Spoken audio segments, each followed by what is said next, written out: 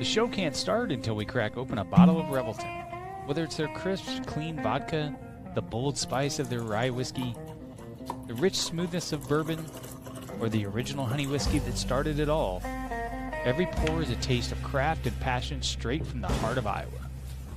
So pour yourself a drink, settle in, and get ready to relax, laugh, and enjoy the show.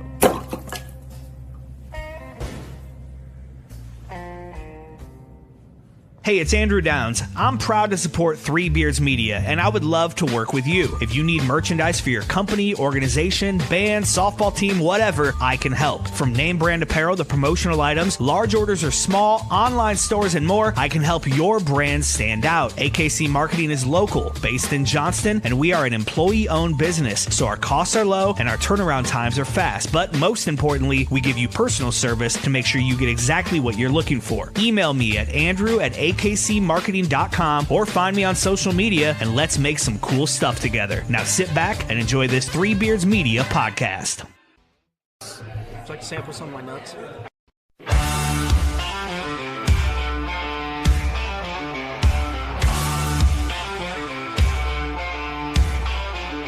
You can lift your weights, you can run your miles, but you ain't got what's been earned through trials. It ain't in the gym, ain't in the youth, it's in busted knuckles and hard-lived truth. Back's been sore since 99, but I still stack wood and I'll still outgrind. Call me slow, call me old, but I got hands that could bend pure gold. Ain't about muscle, ain't about speed, it's about the fire when the time calls to lead. You can talk real tough, you can flex real wide, but when it's time to dig in, boys, step aside.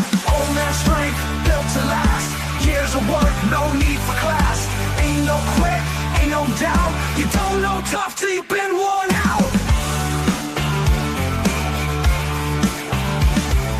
Woke up stiff, but I'll shake it loose. Been swinging these hands since Reagan was news. Call it stubborn, call it pride, call it wisdom that just won't die. Good evening. I don't know And strength. why you kicked that off like we're on some sort of NPR podcast. And that's the news that's fit to print. Welcome to Old Man Strength. This will be the greatest episode ever, regardless of what our upcoming guest says, because Chris is not here. So it's me and Tim. You're stuck with us. Brought to you, as always, by Revelton Distilling Company, styled by JJ Boutique, Naked Dave's Iowa Beef Steakhouse, Kyle Lehman and Wintrust Mortgage, and AKC Marketing and Andrew Downs. I think I got them all. I think you did. I do very much appreciate that we immediately go from Naked Dave's to Style by JJ in the ad, because that's, I'm sure, what she wanted was to immediately follow Naked Dave's. Sure. Well, she is trying to clothe people, and Dave apparently needs some help. Yeah, and apparently based off of the latest ad, Bill needs to be clothed as well, because Yeah, so I mean, it is what it is at this point, I guess. So we have it's like a run back of better units here, because it is. Chris usually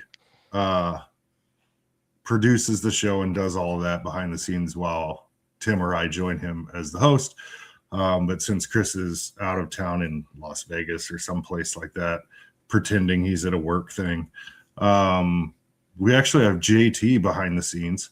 So it's a Bitter Units reunion, like 2 years later or whatever it's been since we had our last episode. Tim, it is good to see you. How is everything going? Things are going well, I guess. I don't know. I'm here. I'm existing. Getting through this winter, and we already had one fake spring. We're gonna have another fake spring, because it wouldn't be a Minnesota winter without at least one fake spring to make you think things are turning around, and then more snow coming. But you know, So, hanging in there. How are things out in Washington State? good. We had a little fake spring as well. Got to play golf in like 60-degree weather. It was nice and sunny, and that'll go away for another like 2 months now. Being cool as it is in the winter here. But other than that, everything is going good. So let's jump into this. We have a fantastic guest this evening. Joshua Sinclair is here, musician, man of the world, downright good guy. Josh, how are you today? I'm good, man. It's great to see you guys. Thank you very much for joining us. Absolutely. I see, Tim, you have your whiskey. I've got mine. So cheers to you from afar. Cheers as well. Yeah, absolutely. It would be. I almost feel left out, but I'm frankly, Aaron. I'm kind of surprised that I know this isn't a bitter units, but seeing you drinking a Coke is throwing me off there. Well, so I have to go to San Diego tomorrow, and I'm at a conference. It's all about people who do soda and beer. And so all of the entertaining is like staying up till 3 a.m. drinking.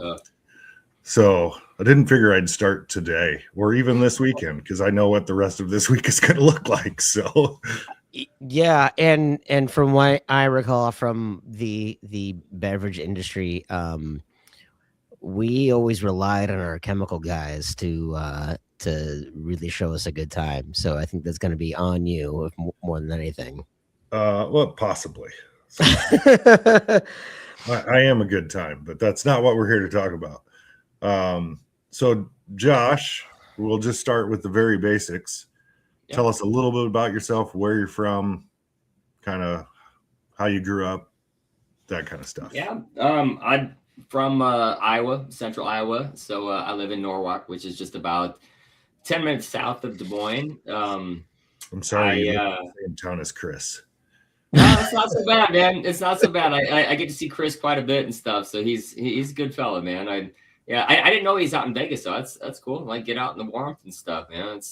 I'm jealous right now. I just got back from Costa Rica. I was there for a couple week kind of vacation before things get busy, and so yeah, it was like got back, and then like you were saying, it was fake spring around the Midwest, and we're back in winter again. But yeah, man, I've been I guess as a professional musician for just about 28 years. 98 was when I guess started doing it full time. I did my first national tour in 2001 with my brother. We played in a band called Little Mojo for about 12 years. And we signed a few record deals out in New York City. And so we were out there for about 7 years, released a few records with that. I've been doing this solo thing, which is kind of a one-man band is what it is that I do now. And I've been doing it for about 12 years now and do a couple hundred shows a year around the country, a lot of stuff around the Midwest. Really getting ready to release my 18th album coming up April 10th comes out. And I love what I do, man. Like I've been blessed to still have ideas and still like be able to write and release albums and meet new people along the way. And it's been a ride so far. JG just pops into the comments with his own comment. Yeah, it's funny because I still get like, so Little Mojo was such a significant part of my life, and my brother, we still play like maybe 30 or so shows every year together, and kind of bring back some of those old songs that we did. But I still get recognized from Little Mojo, so it's cool. Like that was a great time in our lives, and it's definitely fun to look back on. Yeah, JT, like. That's OG right there, man. So you mentioned Norwalk, Central Iowa. I've noticed though in some of your music videos and things that you've put out that you do kind of showcase other areas of the state. I think I noticed Dubuque being mentioned and some other areas of the state. You mentioned touring nationally, but I have to imagine that your start was not just Des Moines; it was kind of all of Iowa.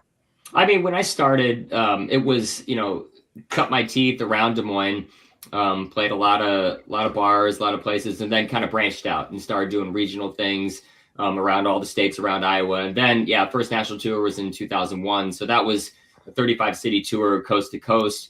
But yeah, it's I just kind of go where the music takes me. I try and make my tours where they make sense. So I'm not like going, like 500 miles for one show. It's like usually I like to go 3-4 hours from city to city, town to town, and then to not oversaturate where I'm at. Like right now, I just finished this record. I'm working on promotion and stuff for this album to come out here in a couple months.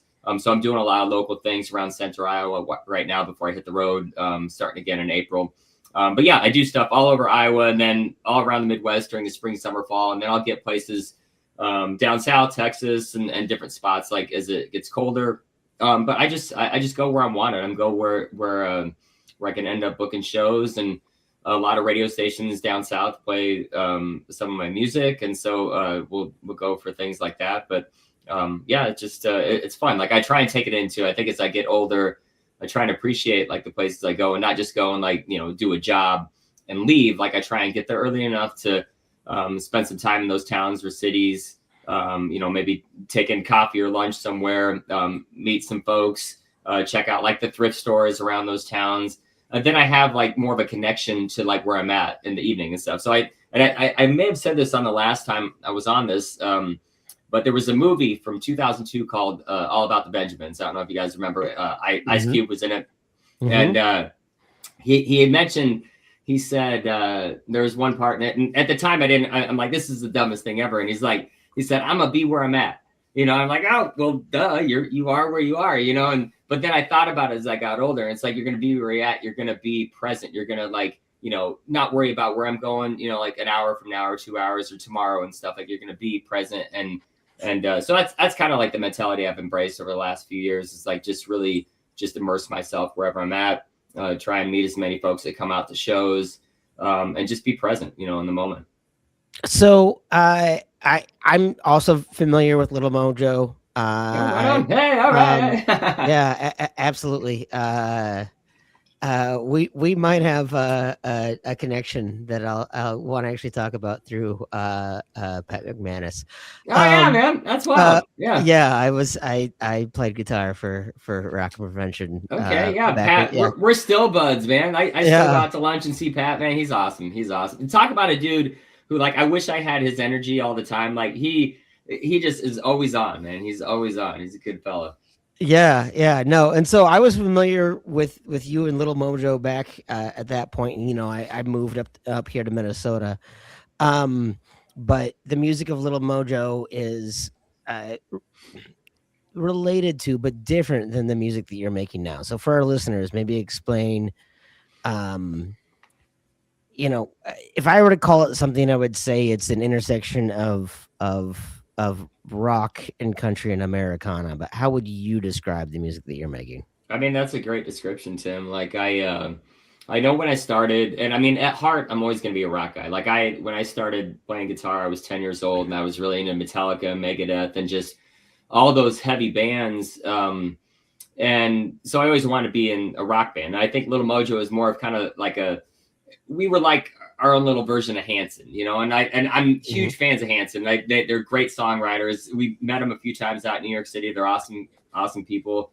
But I think as I got older, I still wanted like the rock aspect, but I want to be able to tell more stories that could be relatable and just kind of tell stories about the people that I met or like the things that I've done or gotten to experience in my life. So I know country music, it's more of like a songwriter's kind of thing, like where you can tell those stories. And so I kind of got more into that. I wouldn't necessarily say that I'm country or I'm rock. I just kind of say alt country because it kind of encompasses like that whole thing. And I can kind of, bend those genres and just release music how I want to. I mean, there really is no rhyme or reason, but I know like for promotional sake and, things on like iTunes and Spotify and stuff, you have to, say like, what kind of genre are you? So I just say alt country, but like your description was really good though too, because I think, again, it just comes down to like telling a story. And, the songs that I write, I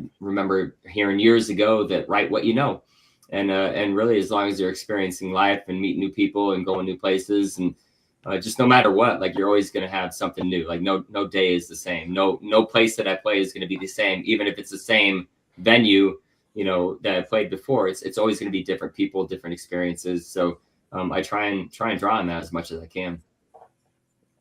No, that's fun, and it's fun to see kind of your evolution again. To go kind of back to the the Pat McManus thing, because I used to always try to play like a little more of this kind of like bluesy, happy, and I Yeah. realize now in hindsight, maybe sort of Hanson esque type of Yeah, man. I mean, that's okay. pop, That's poppy okay. poppy type of stuff, right? Yeah. Okay. And I feel like that's where you and your brother kind of lived more, but yeah, you've become Yeah. almost more of a raconteur type of storyteller type of thing. Yeah. And I mean, and that's what, it's still like with my brother, like with playing with Nicholas, like for so many years, like first we had Little Mojo and then we had Hollywood Burnout for about 7 years. That was like when we come together now, it's not so much that we're concerned about like, the record labels and the business side of it. Like we get a chance to reconnect musically. And like, with Nick, it's just, I don't even have to say words. Like when we play on stage, we played together for so many years that I can just look at him or he can look at me and like, we know what's going to happen or we know what we're going to do. And it's just, yeah, there's something about playing with my brother and even like vocally and stuff too. We harmonized well together. And yeah, it's one of my favorite things still is getting a chance to play some shows with him every year. Nice. Yeah. No, there was a lot of that music that I used to always joke was called like capo on the 7th fret music. Yeah, there you go, man. that was really Yeah. going on at the time, Yeah. right?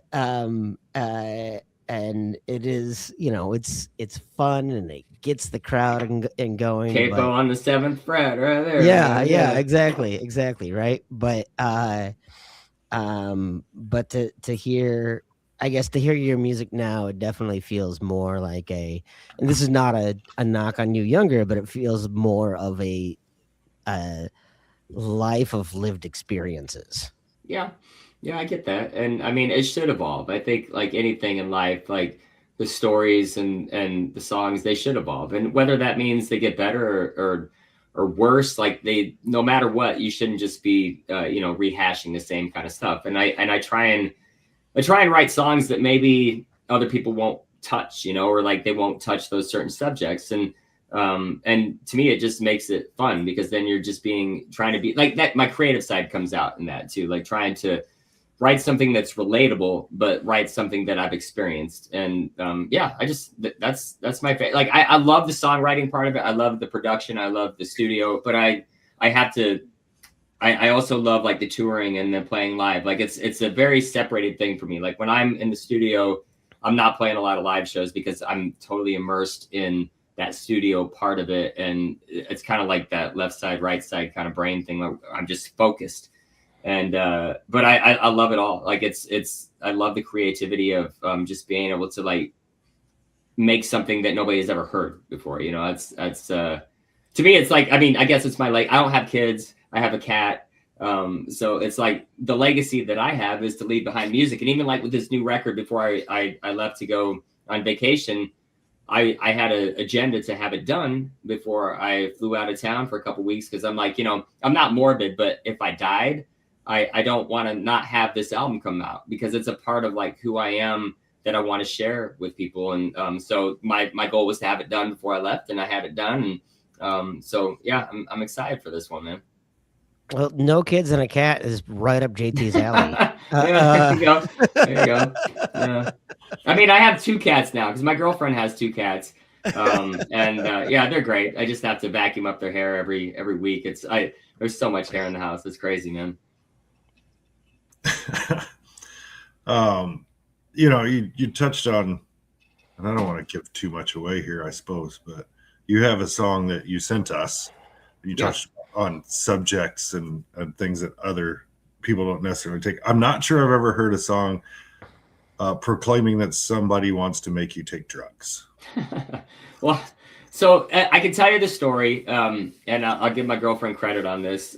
We were hanging one night, and I don't know, like, you get miscommunications in relationships, and we were arguing about something, and I just blurted out, I'm like, oh my gosh, you make me want to take drugs sometimes, and I'm like, and so like, but when I went and wrote the song, I tried to write it more along the lines of like things in your life that make you want to like take drugs, not that I'm like, oh, go take drugs. Like I'm not advocating for that. It's just a euphemism, just something funny. And so like part of it was like the second verse was about my golf game, like because if you guys play golf, it's up and down every single hole, every single shot, and that's it's just I take things from that and I put it into song that hopefully people can relate to and maybe laugh to. Like when I play original songs for people who have never heard me or never seen me before, and I see them laughing for some of these songs, I'm like, well, they're paying attention, like they're hearing what I'm singing about. So that always makes me feel good. And there's some serious ones though too, because I mean, as a songwriter, the integrity part of it is you want to share those things that, not everything's happy and fun and party. Like there's emotional and real things too. Like there's a song, like the title track of the album is called Dirty Dirty. And the whole premise of that was I woke up this last fall, and when I'm touring, I try and stagger, like my one night I'll be in a hotel or a motel. The next night I'll stay in a truck stop or a rest area and sleep in my car. And so this was one of the nights that I woke up in the morning after sleeping in a truck stop, and the sun was coming up, it was getting hot in my car, and I'm just like, oh my gosh, man, like I just feel so dirty, and like, what am I doing? But I love it so much. I love everything about like getting a chance to like travel and share music with people and share those moments. And so yeah, it's not always going to be easy, but it's a grind, but it's fun, and it helps me, if I can write songs about it that people can relate to, or even if they can't, like it's fun for me. It's a therapeutic kind of thing too. I will attempt to, or probably will not attempt to. I probably will relate to wanting to take drugs. My golf game on Wednesday. All right, there you go, man. I was gonna say, the second you said golf game made people want to take drugs, I knew Aaron would immediately. Yeah. Well, I'm fortunate enough. I'm playing Torrey Pines on Wednesday. Oh wow, man! Have you played it before? No, it's gonna go crazy. Terribly. So I played that like on Tiger Woods Golf. Like that's awesome, man. That's wild. Actually playing it in person. That's cool. I gotta be down there for a work conference, and I'm like, I'm gonna go down a day early. Was able to get a tee time. Wow, man. Got to force them together of people that are going to be at this conference and stuff. And the goal is to shoot under 100 on that course. No doubt. So keep the snowmen away. No snowmen. Correct. I will probably be reminiscing or maybe even listening to that song in my cart while all right. Golf course. Yeah, man. Share it with that foursome. Just be blasting that out there. That'd be great. So tell us a little bit about what the process looks for you for promotion and booking as an independent artist. Like how are you? I mean, if you're going to go on these national tours, there's a lot of legwork that goes into that. Aside from booking a hotel or sleeping in your car, what is that promotion, marketing, booking side of the business look like for you? I mean, like you said, I mean, it's a business, and I learned that a long time ago. You have to be diligent, especially when you're running your own business. You have to be disciplined, and that's another thing that I love is reaching out. A lot of it's cold emails and stuff too, with places where I'm like, I would love to play this place. I have a lot of musician friends all around the country that I do some shows with every once in a while. I see where they're playing. I try and reach out at those places, especially if I'm traveling through those cities. But yeah, it's just the process usually for like the next year. I'm usually starting, August, September to have most of everything booked in the following year. I have stuff booked for 2027 already. And it's just, again, it's like music festivals. Those you usually submit for those like super early, 9, 10, 12 months in advance. But yeah, it's just, it's so you can't be afraid of rejection. You have to have thick skin and just, know that like 9 times out of 10, you're going to be, told no. But that there, I don't know, you just have to have a short memory, but you have to keep doing things in a way where it makes sense. Like you don't want to send long emails. You don't want to reach out and just, I don't know, just give them like, a lot of fluff. Like I have like this 60-second EPK, electronic press kit that I'll send. It's just a link to YouTube. I'll do a short intro email, say who I am, what I do, what I'm looking to do, and maybe like what date I'm trying to fill. And then I just say, and here's a quick 1 minute EPK. Check it out, because a lot of people with short attention span, and then to actually see it like visually and hear it and see it, it tells exactly what I do in those 60 seconds, and that's helped a lot. But it's always kind of just trying to find new ways to reach people, and a lot of it's word of mouth. Social media helps a lot. I remember like back in the day, booking tours before the internet was such a big deal, where it was easy. You didn't have to put stamps on a press kit and send it out in the mail. It was that was tough. I mean, now you can actually reach out to these venues and strategically like plan like what cities you want to hit, like on a tour, on a week-long tour or a 2-week tour or like a weekend tour. And it's just a matter of doing it. It's like with anything, like it's a matter of getting started, and it's sometimes it's nerve-wracking, like just like, oh man, am I gonna get these dates filled? Am I gonna fill like these holes in this tour? But it's also very satisfying when that comes together, and then you get to look forward to doing that and then doing it all over again the next year with different places, or try and come back and find some of those places that you really loved the year before. Yeah, I mean, I have to imagine. So, not the same thing, but similar, right? I have a friend who operates a comedy club, and so a lot of what he books through word of mouth. Some he's booking through professional agencies. Some he's booking from cold contact, and cold contact, like he's getting bombarded with this stuff, right? I imagine a lot of these club owners are getting bombarded with a lot of these things, right? Yeah. Some places are maybe struggling to book, and other places have an embarrassment of riches with some of these things. Right. Yeah. So how do you? Are there other things aside from your press kit? Are there other things you're doing to maybe stand out, or is it really like? Is it that network of musicians? Is that kind of a big key?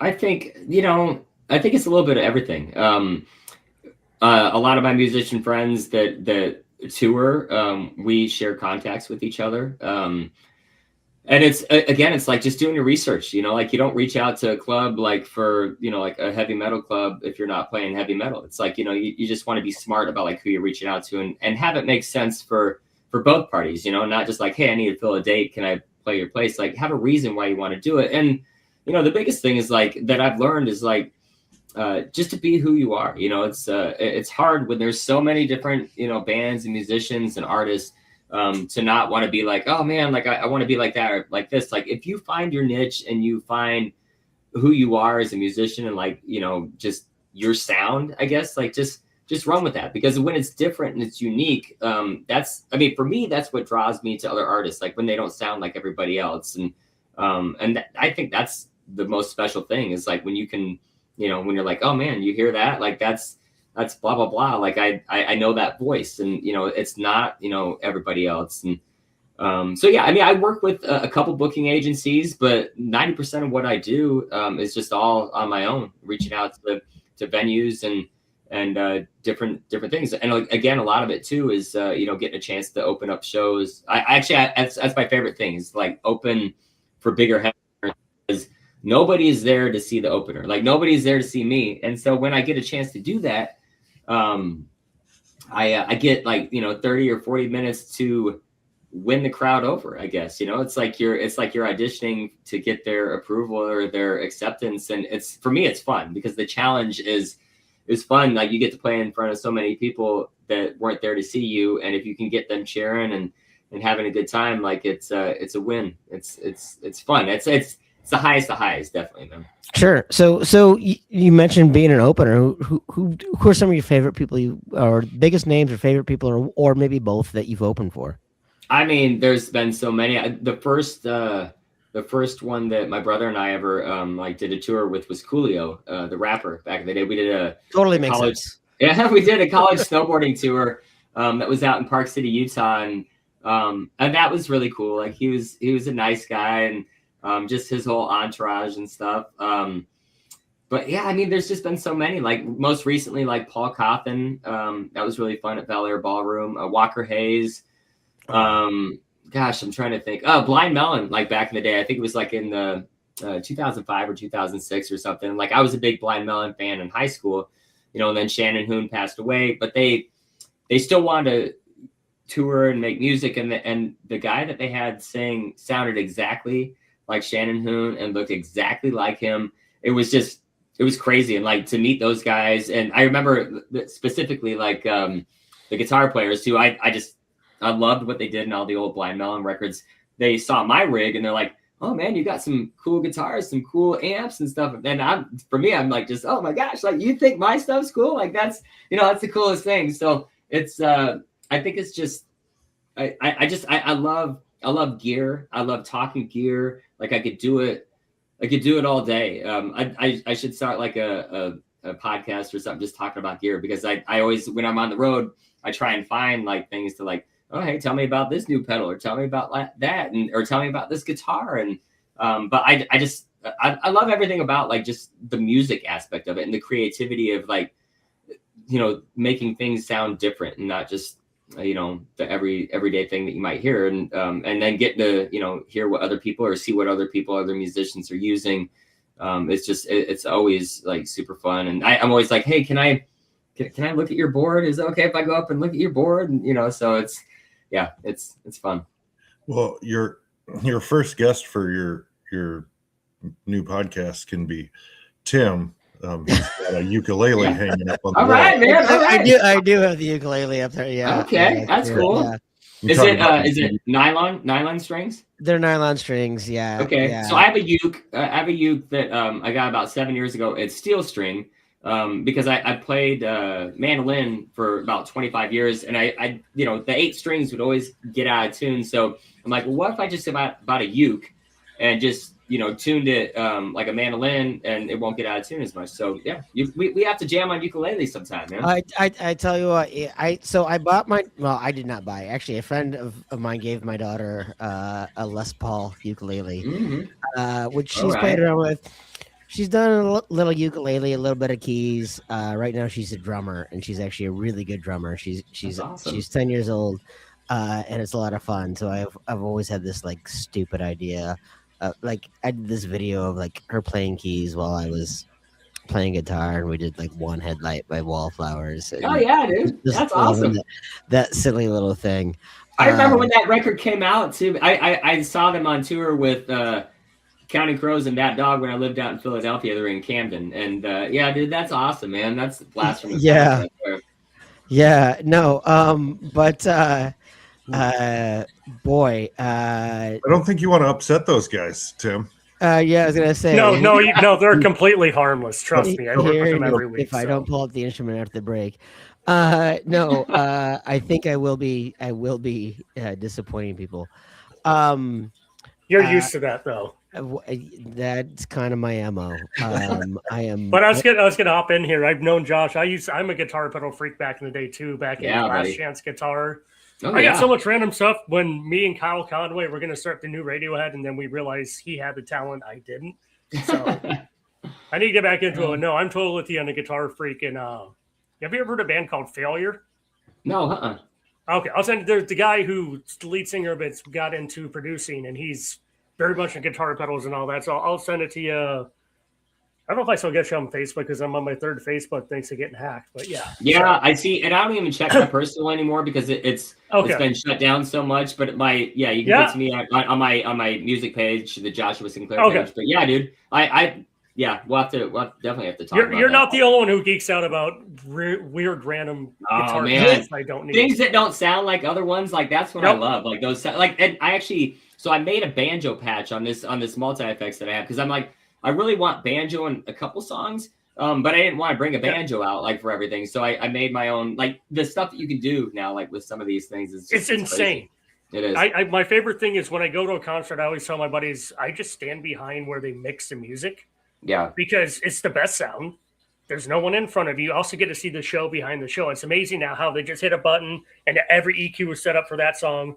Next one, they'll adjust a little bit. It's like, boom, boom. I'm like, this is awesome. Like, yeah. So. I mean, technology is great, man. It's even with traveling and touring, like when I bring my own sound system, like I remember back in the day, man, the speakers would be like 100 pounds and they would maybe put out 400 watts. And now they're like 30 pounds and they put out 2,000 or 3,000 watts. Like it's crazy. Like how, I mean, it's helped a lot. Like I can do this longer, now I'm getting older that I can still like lift these things, without having to have a lot of help to do it. But it's technology is awesome, man. It's fun.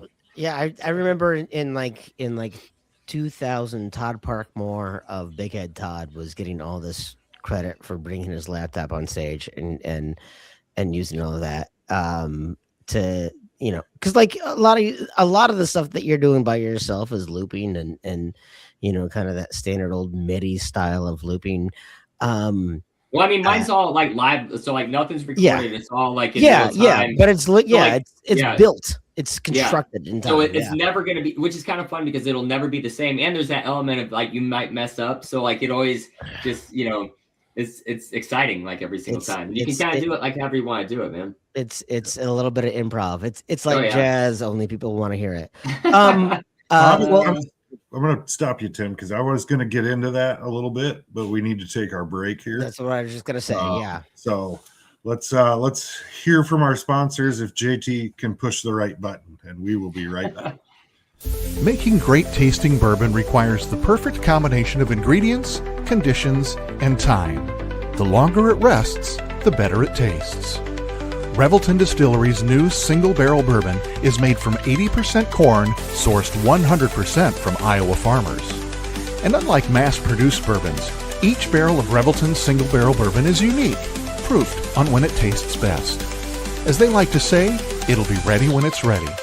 And to ensure the highest standards of quality and flavor, owners Rob and Christy Taylor oversee the production and bottling. Every single barrel. Iowa born, Iowa aged, Iowa bottled. Try the new single barrel bourbon from Iowa's own Revelton Distillery. ReveltonDistillery.com.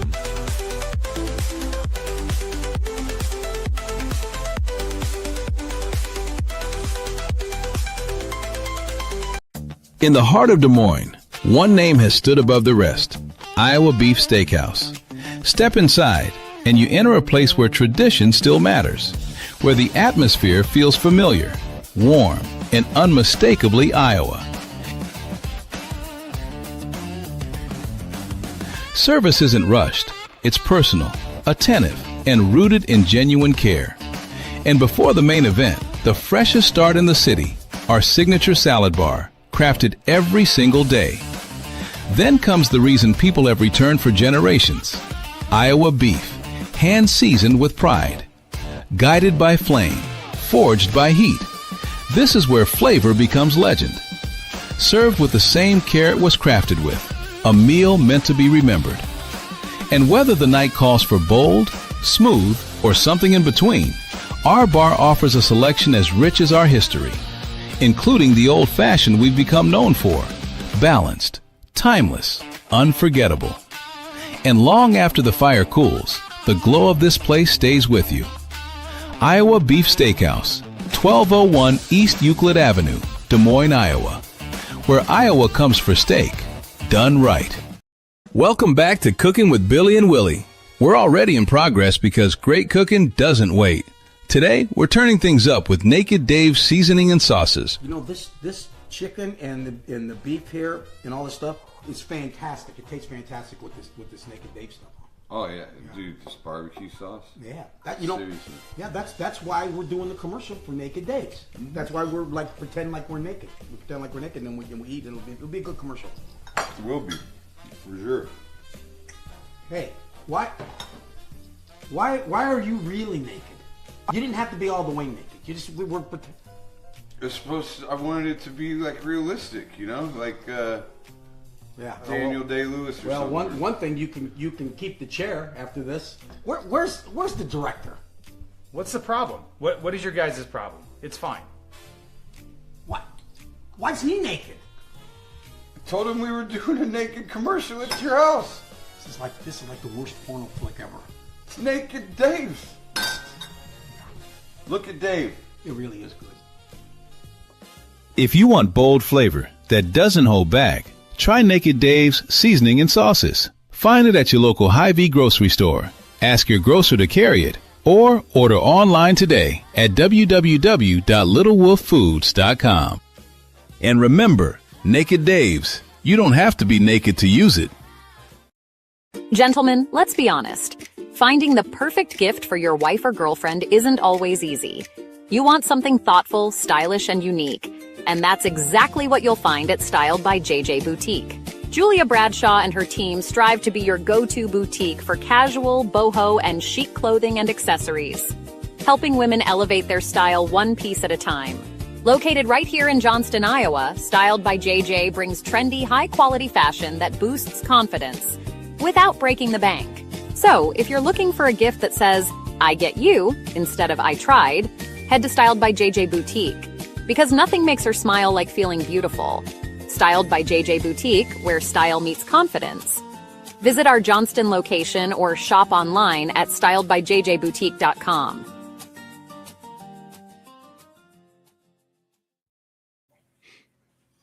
All right, and we're back. So leading into the break there, I wanted to get into a little bit about what people can expect at a Joshua Sinclair show, because Tim mentioned the looping, and it's a little bit different than maybe what a lot of other people are doing. So if I was somebody who had no idea what you were doing and you were pitching coming to your show, what would they expect to see? I mean, first of all, it's going to be fun and energetic. Like even as a one-man band, like I want to engage people. I want people to be into like just the moment. And like, so I'll bring like, a lot of times I'll break out the cowbell and give that to the crowd to play along with, or some shakers. And, it's always good. I'll play some songs that people know, but I'll play some originals that are just, I don't know, I'll play some things that people can really just get excited about and be. It's fun music. It's party music, and it's just I don't really know how to describe it, except that it's for me it's different than what I did in bands, but it still has that dynamic of just like the loudness and the fullness, and guitar solos and slide and different things. So it's but it's never going to be the same. It's always going to be different, like doing that live looping thing. I mean, as much as I would want it to, like, if I want it to be the same, it'll never be the same, because I can't like emulate like those loops exactly like the same every time. But yeah, it's fun. You definitely got to experience that. I'll be posting some more live videos and stuff too over the next couple months leading up to this record release, kind of give people more of an idea of what I do live, if they want to come out to shows or see me on the road. But it'll make you smile, hopefully. And I'll tell some jokes and stuff too. So,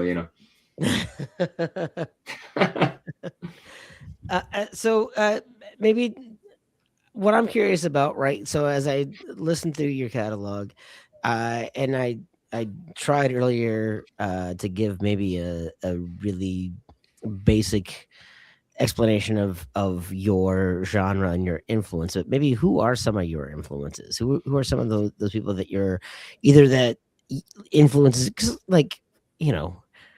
there are so many easy things to say about the past, but like even current musicians today that are influencing you. I mean, again, like when I spoke about being a rock guy at heart, like I'm still a fan of like a heavy riff. Like I love Rage Against the Machine or Metallica or like those things that can like really drive a song. But I love the songwriting part of it too. I love the lyrics and the melody, and I try and meld those two things together. As weird as it sounds, like playing an acoustic guitar with distortion and overdrive, and having melody but also riffs. I mean, there's just so many. I mean, Ben Harper was a big influence of mine, like growing up, because of his, like, I got a slide guitar probably about 25, 26 years ago because of Ben Harper. And I used to play it on my lap. Now I play it like, I'm so used to playing on my lap that I play it overhand like this instead of under, like a lot of people. So I still do that live. I mean, I was a big Led Zeppelin fan growing up. Jimi Hendrix just blew my mind. I listened to a lot of like the old stuff because my mom, she gave me her old records back in the day.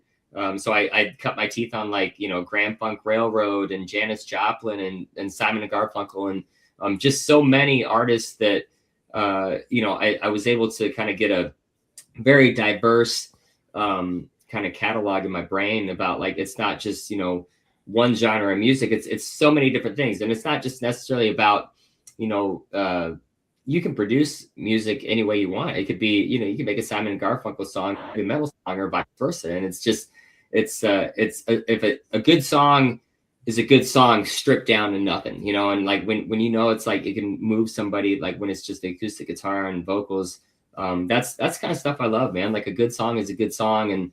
And yeah, it's just, there's so many. I mean, I'm trying to think who else, like nowadays, Cadillac 3, I'm big fans of them. I followed them for years. I still keep in touch with Jaron. Trying to think who else. Paul Coffin. I mean, again, like that's somebody, I had a chance to open for him last year about this time. And but I followed him for years. And so that was kind of a dream come true, getting a chance to share the stage with him and his band. And he's very different, his voice, when you hear it, it's not like everybody else. And so that's just the kind of stuff I love. But I mean, there's so many great artists and so many great songs out there now that, man, it's just, there's just so much, and there's so much more accessibility to like find that or like just discover those artists and those songs. So yeah, there's a guy now that I'm listening to, Levi Bloom, that he's kind of like this, like rap / like old time blues kind of feel, young guy out of Kentucky, and he's got some great stuff too. So I mean, there's a ton, man. Then there's a ton like locally and stuff too. Like I'm huge fans of Luke Fox, a good friend of mine, and I mean, so many great artists that are putting out original music around Central Iowa that I love it. Like to see like this community still growing, and like I think we all we know of each other, and we try and like stay up with what's coming out or what they're putting out, and try and see each other's shows when we can. But it's a really cool community, and it's grown so much over the last 10 or 15 years. It's great to be a part of this. So one question that I kind of want to always ask all kind of current songwriting musicians today. It's 2 a.m. You're in the Taco Bell. No. Yes. Also a very good question. That is a good callback. You're on a desert island. No. So one thing that like for me as a songwriter, musician that I've struggled with for years is like I have all of like 20% of ideas of songs, right? And I've never figured out how to take them across the goal line. And one of the things that's been interesting to me, but I also feel guilty about is the use of AI, right? Like this whole AI taking over streaming services right now is what I would consider to be a very significant problem, not just in music, but in all art. But at the same time, it's like, God damn, it would be nice, like in lieu of another co-writer, like when I lost name you might know, Jeff Kryling, someone who was someone who really kind of helped me put ideas together. I have been kind of curious about experimenting with how can AI take this idea that I have 40, 50, 60, 10% fleshed out and help craft it into something else. Like, do you see that there's a use there, or just are you so much of a purist that you don't want to look at that? I mean, personally for me, like I would never use it just because it would take away like the human element of what I'm trying to like bring from in here, like out into like, paper or music or melody. And so it's, I get what you're saying though, because like a lot of times, like when you have an idea and you can't like, finish that idea, but it's like, oh man, I really, want to be able to finish that. I get it. Like, and it's readily available. I know a lot of people that do use that. I know, like you said, it's, it's all over streaming services. It's everywhere. But to me, I mean, I still like the human element of it. And for me, I don't see as like, it's something where original artists like myself are competing with. Like I'm not going to ever have, millions of streams on Spotify probably. But I'm not really worried about that. That's more of like a thing where I can just share my Spotify and people can hear my music. And if I had 1 million streams, that'd be great. But at the same time, it's, I think that the niche for original artists that are like doing things without AI is that there's always going to be, people want to hear that though too. Again, it's like, that originality that, yeah, it's raw. And like, even like the mistakes, like if I have mistakes recording, sometimes I'll just leave them because they're real, and like they make the song real. And I can think back to so many songs that I remember hearing growing up. I mean, like on Dream On by Aerosmith, there's a mess up part on the guitar. And it's like, and for me, those things are real. And that's just what makes it more relatable for me as an original, like, songwriter and producer of music. And, but I would never knock anybody for trying to do that if they want to formulate an idea. I just think that the live thing is always going to be where it's at for me. Like if you can write a song, you can produce a song, but if you can't pull it off live, then I mean, it's more like a video game. But I mean, it's getting ideas out there, but like, if you can't pull it off live, then, I mean, is it 100% like what you really want to put out there, but I get it both ways. I would never use it. But I understand like why people do. And there's some great songs that have come from it. It just feels a little stale though, like from the human element of it, like for sure. But, yeah. Well, and that's, like I said, that's where I struggle is, can it be a useful tool, but is it just a tool? And by the way, just for Aaron's sake, because I know he's old and out of touch, I am talking about Allen Iverson helping us co-write songs. Yeah. Oh, okay. The answer right there. The answer. Yeah. We're talking about practice. Yeah. Practice. I did want to. So I think we can officially take from Josh's answer there that our intro song, which is 100% AI, sucks. And I want you to just go ahead and say that so that Chris knows that the intro song that he was so happy about is terrible. Was that was that the harder, like the Rocky one in the beginning? Yeah, the very beginning. I was kind of grew into it, man. I was kind of like, all right, so grip to it, So for as long as Old Man Strength has existed, Chris has always kind of insisted on a butt rock song as our opener, and this one is not the original, but I agree with Aaron that it is a little bit too Nickelbacky for I get where you're and again, like, just to reiterate though, like I'm never gonna knock anybody that wants to try and use AI to write or formulate ideas. It just, personally, like for me, I like being able to, come up with ideas from my brain and my experiences. And if they're not as good as, what people might deem are good songs, then I mean, so be it. But it's still like, for me, that's where it's at. Like I wrote a song on this new record called Dear Mom and Dad. And I mean, I didn't use AI. I used real life experiences with my parents who I love, and it's like, I just don't know if, like trying to write from your heart is, like I said, Tim, I get it. It's a tool and people use it as a tool. And, but I love the real aspect of writing songs. Yeah, I mean, I think one thing that I'm sure you probably still do, right, is when you're crafting a song, if you get kind of stuck in an area, you have your brother that you can maybe bounce some ideas off of.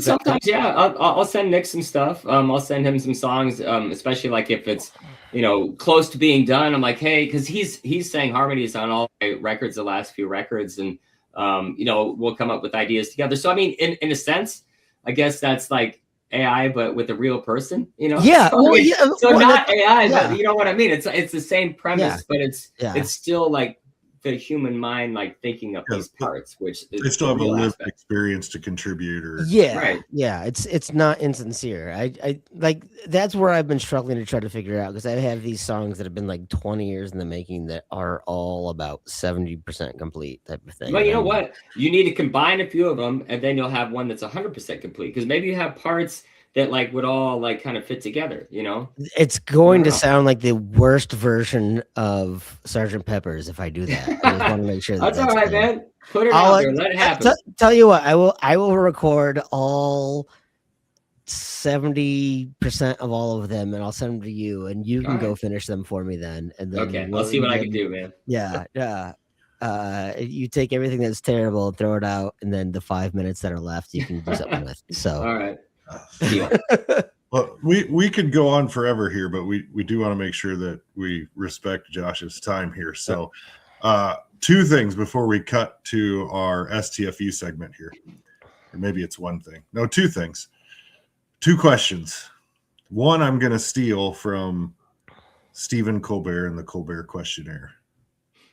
If you had one song to listen to for the rest of your life, now you don't have to listen to it continuously, but when you go to listen to music, this is the song you're going to hear. What would that song be? I was really hoping it was going to be "What is the best sandwich?" Oh, that's that one as well. We'll be here for 2 more hours talking about sandwiches. Oh man, I mean, just off the top of my head, because it kind of has all the elements of music in a single song. It's a long song, and it's like I was going to say "Inagata Vida" because it's like 18 minutes long, but I'm like, no, because it's just kind of the same thing. Dun, dun, dun, dun, dun, dun. You know, the whole like that would drive me nuts. But probably "Stairway to Heaven." Again, like being a Led Zeppelin fan, and there's like the soft parts, there's the melody, there's the hard parts, there's the solos.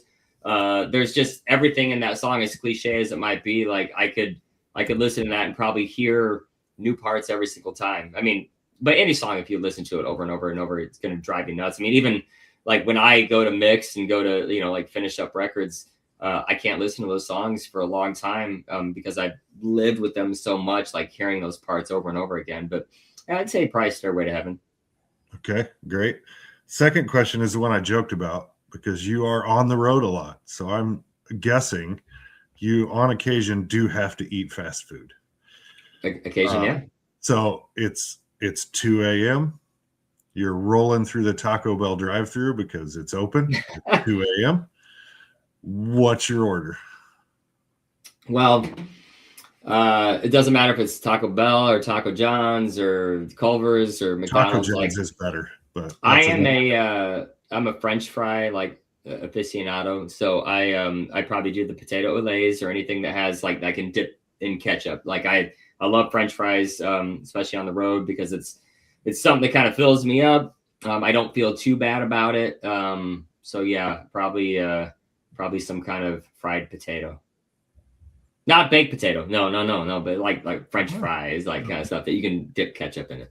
Hey, potato olays with a cheesy dip sauce. Oh man, good stuff. You can't beat it. Yeah. Okay, so we're gonna listen to another ad, and we're gonna come back with the STFU segment, which we talked about before the show. It's the segment where you get to say whatever you want about whatever subject you want, and it kind of closes the show other than some goodbyes afterwards. So it's your time to say whatever you want. This episode or this segment came about because we had a guest on, Tim and Chris were hosting at that time, that was trying to make a point, and somebody who will remain nameless would not shut up. So shut up and listen so that they could get their point across. And so it became a sponsored segment in the fact that it's sponsored by her and that experience. But instead of actually sponsoring the segment, we try to raise money for the Young Women's Resource Center in Des Moines. So we ask people to donate. I believe when we show the ad, there's a QR code to the Young Women's Resource Center in Des Moines. So that's what it's all about. And JT, play the ad and then play that. Whether you're buying, selling, or refinancing your home, or if it's simply time to renovate the one you're already living in, you need an experienced mortgage professional to help you analyze your financing options and to make sure the closing goes smoothly. And that's exactly what you get when you call Kyle Lehman at Wintrust Mortgage. Kyle's experience and expertise, coupled with Wintrust's rates and programs, ensures you'll get the mortgage that's right for you. You may even qualify for down payment assistance. Before you reach out to a realtor, call Kyle and get pre-qualified, empowering you to start shopping for the home of your dreams. Call Kyle at 515-473-0546. Kyle Lehman Wintrust Mortgage. 515-473-0546. Hey everybody, it's Steph Copley, the woman behind the STFU segment on the Old Man Strength podcast. When I told the guys I wanted to sponsor this segment, they recommended that I make a charitable donation instead, so that's what I did. I chose the Young Women's Resource Center in Des Moines, Iowa. They're a nonprofit that supports, educates, and advocates for girls and young women ages 10 to 24. Their whole goal is to make sure that these young women become strong, self-confident, and successful. And if you know me at all, you know that aligns with my goals as well. If you're interested and would like to donate, check them out at ywrc.org and donate today. And remember, don't forget to STFU and listen every once in a while. Thanks. All right. So, Josh, you know the drill. The floor is yours on any subject that you want to talk about. All right. Well, first, I just want to say thank you guys, like Tim, Aaron, for having me. It's been great talking to you guys about music, about gear, about golf. But yeah, I just want to say I would just love if people would just check out my new record coming out here. It comes out April 10th. It's a Friday. You can get my music anywhere you download or stream, iTunes, Spotify, wherever. The best place to find information about that record coming out is joshuasinclair.com. It's my main website. It has links to all my socials, Facebook, Instagram, YouTube, just all that. And I'll be doing some short videos leading up to the release of this record. The pre-save starts March 20th. But I'm really excited for this album, and I hope that you guys check it out. And I would love to see it at a show. My schedule is always updated once a week on my website, my Facebook, and I just thank you guys so much for having me, and I hope to cross paths with you, either up in Minnesota or out in Washington, and maybe play a round of golf sometime. Yeah, absolutely. If you're ever up here, please hit me up. I'd love to dork out on gear and absolutely and all those things and show you the town and and a shout out to JT too. JT, it was good seeing you again too, man. Oh, don't give him credit. We don't need him feeling good about it. JT's awesome, man. JT's awesome, man. Thanks for the kind words, and thanks for being on here today. Absolutely, man. Thank you guys. In all serious, thanks JT for stepping in and producing this, because Tim and I have never bothered to learn how to run the back end of this script. So Tim is gone. Otherwise, I was going to tell him to. I was going to say, JT. Oh, your picture's gone, but I was going to tell you to grab your uke and play an outro. Oh yeah, you'll have to listen. There we go. Well, then it's very convenient that I'm gone. Apparently. Ow. Oh, no, you don't have to listen to the AI if you play us an outro. Oh boy, I think you might prefer the AI. What are you? Oh, someone stole my ukulele. I can't find it right now. You could have played 30 seconds of one of your unfinished songs or something, and no, it might have sparked some ideas, but you missed out. Well, that's how it went. Anyway, you guys have been listening to Old Man Strength, a podcast of Three Beards Media, brought to you by Revelton Distilling Company. Kyle Lehman at Wintrust Morgan. Who am I missing? Iowa Beef Steakhouse. Naked Dave's. AKC Marketing Studios brought it to you, along with Style by JJ Boutique. All right, JT, play the outro. Thanks for coming, everybody. Cheers, Chris. Old man strength, built to last. Try to break me, you won't get past. Ain't no quit, ain't no doubt. You don't know tough till you've been worn out.